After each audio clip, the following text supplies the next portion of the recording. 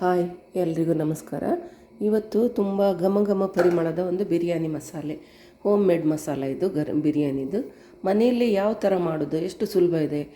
ಒಂದು ಸಲ ಮಾಡಿ ಇಟ್ಕೊಂಡ್ರೆ 6 ತಿಂಗಳ ತನಕನೂ ನಾವು ಯೂಸ್ ಮಾಡ್ಬೋದು.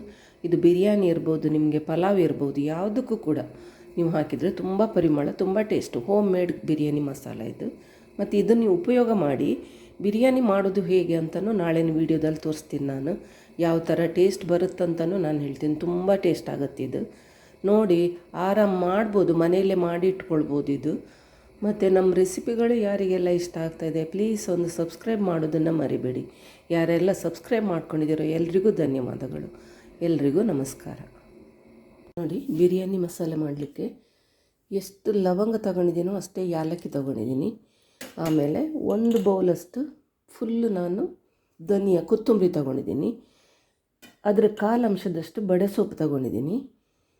ಅದರ 1/4 ಅಂಶದಷ್ಟೇ ಎಷ್ಟು ಧನಿಯಾ ತೊಗೊಂಡಿದ್ದೀನಿ, ಅದರ 1/4 ಅಂಶದಷ್ಟೇ ಶಾಹಿ ಜೀರ ತೊಗೊಂಡಿದ್ದೀನಿ. ಇದು ಜೀರಿಗೆ, ಅದರ 1/4 ಅಂಶದಷ್ಟೇ ಜೀರಿಗೆ ತೊಗೊಂಡಿದ್ದೀನಿ. ಆಮೇಲೆ ಇದು ಮೆಣಸಿನ್ಕಾಯಿ ಸ್ವಲ್ಪ 1/4 ಅಂಶಕ್ಕಿಂತ ಸ್ವಲ್ಪ ಜಾಸ್ತಿ ಇದೆ, ಅರ್ಧ ಇಲ್ಲ ಮಾತ್ರ. ನೋಡಿ, ಒಂದು 5 ಕಪ್ಪು ಯಾಲಕ್ಕಿ ಇದು ತೊಗೊಂಡಿದ್ದೀನಿ. ಸ್ವಲ್ಪ ಗುಂಟೂರು ಮೆಣಸು ತೊಗೊಂಡಿದ್ದೀನಿ. ನೋಡಿ, 1 ಜಾಯಿಕಾಯಿ ತೊಗೊಂಡಿದ್ದೀನಿ, 1 ಇಡಿ ತೊಗೊಂಡಿದ್ದೀನಿ.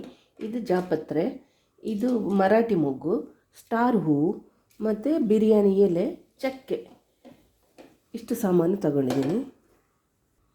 ನೋಡಿ, ಖಾರ ಪುಡಿ, ಸ್ವಲ್ಪ ಅರಿಶಿಣ ಪುಡಿ, ಇದು ಕಸೂರಿ ಮೇಥಿ, ಹುರಿದು ಪುಡಿ ಮಾಡಿದಂಥ ಕಸೂರಿ ಮೇಥಿ. ನೋಡಿ, ಎಲ್ಲ ಈಗ ಡ್ರೈ ರೋಸ್ಟ್ ಮಾಡ್ಕೊಳ್ಳೋ. ಜಾಯಿಕಾಯಿ ಇದನ್ನು ಜಜ್ಜಿ ಹಾಕ್ತಾಯಿದ್ದೀನಿ. ಆಮೇಲೆ ಚಕ್ಕೆ, ಬಿರಿಯಾನಿ ಎಲೆ ಸ್ವಲ್ಪ ಕಟ್ ಮಾಡಿ ಹಾಕ್ತಾಯಿದ್ದೀನಿ. ನೋಡಿ, ಜಾಪತ್ರೆ, ಮರಾಠಿ ಮೊಗ್ಗು, ಚಕ್ರ ಮೊಗ್ಗು ಹಾಕಿದ್ದೀನಿ. ನೀವು ಇದೊಂದು ಸಲ ಮಾಡಿ ಇಟ್ಕೊಂಡ್ರೆ ಯಾವುದೇ ಪಲಾವ್ ಮಾಡಿ, ಬಿರಿಯಾನಿ ಮಾಡಿ ಎಲ್ಲದಕ್ಕೂ ಆಗುತ್ತೆ. ಈ ಮಸಾಲೆ ರೆಡಿ ಇತ್ತಂದರೆ ಒಂದು 6 ತಿಂಗಳ ತನಕನೂ ಇದು ಮಸಾಲೆನೇ ಇಟ್ಕೊಳ್ಬೋದು ನೀವು. ಸ್ವಲ್ಪ ಗುಂಟೂರು ಮೆಣಸು ಹಾಕ್ತಾಯಿದ್ದೀನಿ.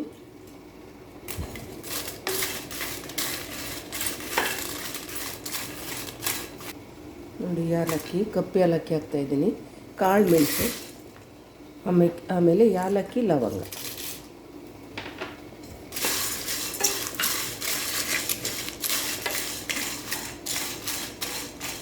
ನೋಡಿ, ಧನಿಯಾ ಹಾಕ್ತಾಯಿದ್ದೀನಿ. ಕೊತ್ತಂಬರಿ ಇದೆಯಲ್ಲ, ಕೊತ್ತಂಬರಿ ಸ್ವಲ್ಪ ಜಾಸ್ತಿನೇ. ಜೀರಿಗೆ ಶಾಹಿ ಜೀರಕ್ಕಿಂತ ಕೊತ್ತಂಬರಿ ಒಂದು 4 ಪಟ್ಟು ಜಾಸ್ತಿ. 1 ಚಮಚ ಶಾಹಿ ಜೀರ ಮತ್ತು ಜೀರಿಗೆ ಹಾಕಿದರೆ 4 ಚಮಚದಷ್ಟು ಧನಿಯಾ ಹಾಕಬೇಕು. ಬಡೆ ಸೊಪ್ಪು ಹಾಕ್ತಾಯಿದ್ದೀನಿ.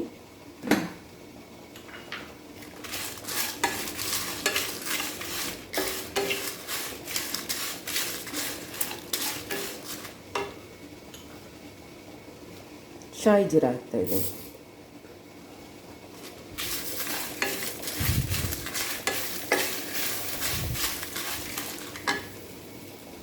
ನೋಡಿ, ಜೀರಿಗೆ, ಹುರಿಯುವ ಐಟಮ್ ಎಲ್ಲ ಹಾಕಿ ಆಯಿತು. ಇದು ಸ್ವಲ್ಪ ನಿಧಾನ, ಕರಟಬಾರ್ದು, ನಿಧಾನ ಬೆಂಕಿಲೇ ಹುರಿಬೇಕು. ಒಮ್ಮೆ ರೆಡಿ ಮಾಡಿ ಇಟ್ಟುಕೊಂಡ್ರಿ ಅಂತಾದರೆ ಒಂದು 6 ತಿಂಗಳ ತನಕನೂ ನಿಮಗೆ ಬಿರಿಯಾನಿ ಇರ್ಬೋದು, ಪಲಾವ್ ಇರ್ಬೋದು, ಯಾವುದು ಕೂಡ ಯೂಸ್ ಆಗುತ್ತೆ.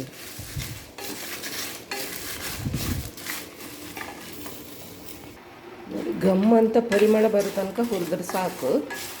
ಇದಾಗಿದೆ, ಈಗ ಬಂದ್ ಮಾಡಿ ಇಡ್ತೀನಿ. ಆರಿದ್ರ ಮೇಲೆ ಮಿಕ್ಸಿಗೆ ಹಾಕ್ಕೊಳ್ತೀನಿ ನಾನು. ಸ್ವಲ್ಪ ಬಿಸಿ ಆರಲಿ. ನೋಡಿ, ಆರಿದೆ, ಮಿಕ್ಸಿಗೆ ಹಾಕ್ಕೊಳ್ತೀನಿ ಈಗ. ಸ್ವಲ್ಪನೇ ಫಸ್ಟ್ ಹಾಕ್ಕೊಳ್ತೀನಿ, ಸ್ವಲ್ಪ ಹಾಕ್ಕೊಂಡು ಪುಡಿ ಮಾಡ್ತೀನಿ. ನೋಡಿ, ಈಗ ಪೂರ್ತಿ ಎಲ್ಲ ಹಾಕ್ಕೊಳ್ತೀನಿ.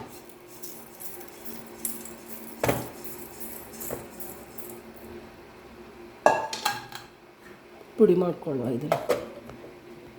ನೋಡಿ, ಈ ಥರ ಪೌಡ್ರ್ ಆಗಿದೆ.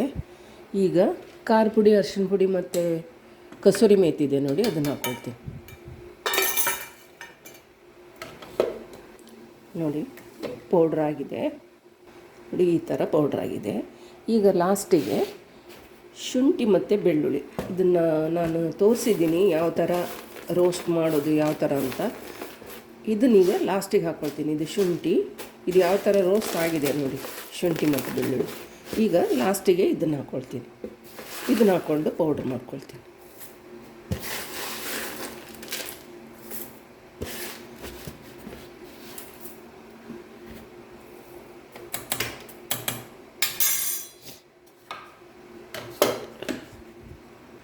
ನೋಡಿ, ಸಣ್ಣದಾಗಿ ಹೆಚ್ಚಿದಂಥ ಬೆಳ್ಳುಳ್ಳಿ ಮತ್ತು ಶುಂಠಿ, ಇದನ್ನು ಈಗ ಒಂದು 2 ಬಿಸಿಲಿಗೆ ಹಾಕ್ತೀನಿ. ನಾನು 2 ಬಿಸಿಲಿಗೆ ಹಾಕಿದ ಮೇಲೆ ನಿಮಗೆ ತೋರಿಸ್ತೀನಿ. ಬೆಳ್ಳುಳ್ಳಿ ಜಾಸ್ತಿ ಇದೆ, ಶುಂಠಿ ಕಡಿಮೆ ಇದೆ.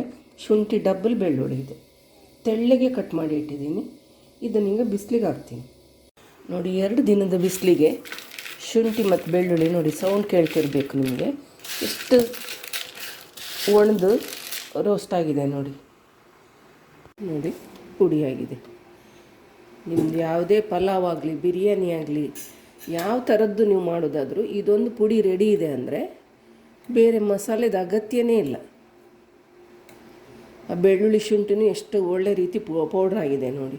ಒಂದು ಸಲ ಬಾಟ್ಲಿಗೆ ಹಾಕ್ಕೊಂಡಿಟ್ರೆ ಒಂದು 6 ತಿಂಗಳು ತನಕನೂ ಯೂಸ್ ಆಗುತ್ತೆ ಇದು.